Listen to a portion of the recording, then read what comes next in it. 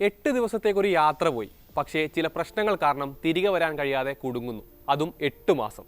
പറഞ്ഞു വരുന്നത് സുനിത വില്യംസിൻ്റെയും ബുച്ച് വിൽമോറിൻ്റെയും ബഹിരാകാശ യാത്രയെക്കുറിച്ചാണ്. ബോയിങ്ങിൻ്റെ സ്റ്റാർലൈൻ പേടകത്തിൽ 8 ദിവസത്തെ ബഹിരാകാശ ദൗത്യത്തിൻ്റെ ഭാഗമായിട്ടായിരുന്നു ഇരുവരും യാത്ര തിരിച്ചത്.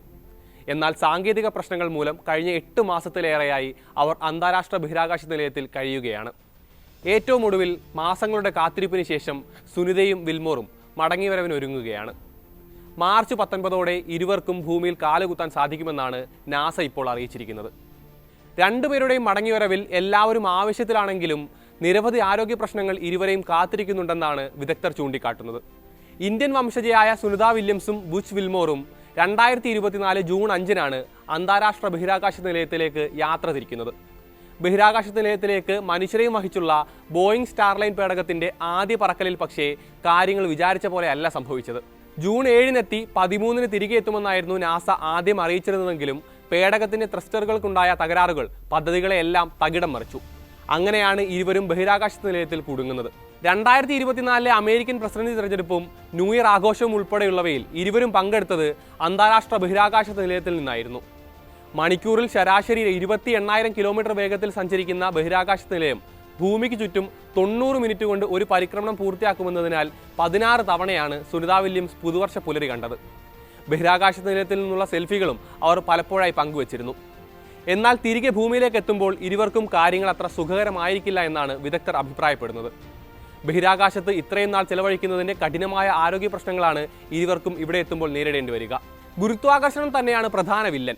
ഗുരുത്വാകർഷണ ബലമില്ലാതിരുന്ന ബഹിരാകാശത്ത് 8 മാസം ചെലവഴിച്ചതുകൊണ്ട് തന്നെ ഭൂമിയിലേക്ക് എത്തുമ്പോൾ ശരീരത്തിന് പൊരുത്തപ്പെടാൻ സമയമെടുത്തേക്കും.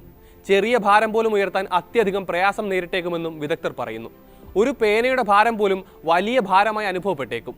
ബഹിരാകാശത്ത് ശരീരത്തിന് ഭാരം അനുഭവപ്പെടാതിരുന്നതിനാൽ ഭൂമിയിലെത്തുമ്പോൾ ശരീരത്തിന്റെ സ്വാഭാവിക പ്രവർത്തനങ്ങൾ പോലും ആദ്യം മുതൽ പഠിപ്പിച്ചെടുക്കേണ്ടി വരുമെന്നും നിഗമനങ്ങളുണ്ട്.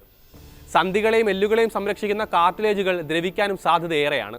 ബഹിരാകാശത്ത് നീണ്ട കാലം കഴിഞ്ഞ് തിരിച്ചെത്തുന്നവരുടെ ശരീരത്തിൽ ഇത്തരം പ്രശ്നങ്ങൾ ഉണ്ടാകുന്നതായി പഠനങ്ങൾ നേരത്തെ കണ്ടെത്തിയിരുന്നു. ബഹിരാകാശ നിലയത്തിൽ ശരീരത്തിന് ഭാരം അനുഭവപ്പെടാത്തതുകൊണ്ട് തന്നെ ഹൃദയത്തിന്റെ രക്തചംക്രമണവും കുറവായിരിക്കും. എന്നാൽ ഭൂമിയിലേക്ക് എത്തുമ്പോൾ കാര്യങ്ങൾ വ്യത്യസ്തമാണ്. നടപ്പ്, ഇരിപ്പ് മുതലായ സാധാരണ ശരീരചലനങ്ങൾ പതിവായതിനാൽ രക്തചംക്രമണം വർദ്ധിക്കും. ഇതിനോട് പൊരുത്തപ്പെടാൻ ഹൃദയത്തിനും സമയം ആവശ്യമായി വരും. സമാനമാണ് ശരീരത്തിലെ എല്ലുകളുടെയും പേശികളുടെയും മറ്റ് ഫ്ലൂയിഡുകളുടെയും കാര്യം. നിലവിൽ പേശികളുടെ ഉപയോഗവും വളരെ പരിമിതമായതിനാൽ അവ ദുർബലമാകുന്ന മസിൽ അട്രോഫി എന്ന അവസ്ഥയും ഉണ്ടാകും. സുനിത വില്യംസിന്റെ പുറത്തു വന്ന ചിത്രങ്ങളിലൊക്കെയുള്ള മെലിഞ്ഞ ശരീരരൂപം ഇതിന്റെ ഭാഗമാണ്. നിലയത്തിൽ കൂടുതൽ കാലം കഴിയുന്നവരിലെല്ലാം പൊതുവായി കാണപ്പെടുന്ന പ്രശ്നമാണ് മസിൽ അട്രോഫി. അതിനു പുറമെ കാഴ്ചശക്തിയെയും ഇമ്മ്യൂൺ സംവിധാനങ്ങളെയും നീണ്ട കാലത്തെ ബഹിരാകാശ ജീവിതം ബാധിച്ചേക്കാമെന്നും വിലയിരുത്തലുകളുണ്ട്. കൂടുതൽ വികിരണങ്ങൾ ഏൽക്കുന്നതിനാൽ ദീർഘകാലാടിസ്ഥാനത്തിൽ ക്യാൻസറും മറ്റു ആരോഗ്യ പ്രശ്നങ്ങളും ഉണ്ടാകാനുള്ള സാധ്യതകളും കൂടുതലാണ്.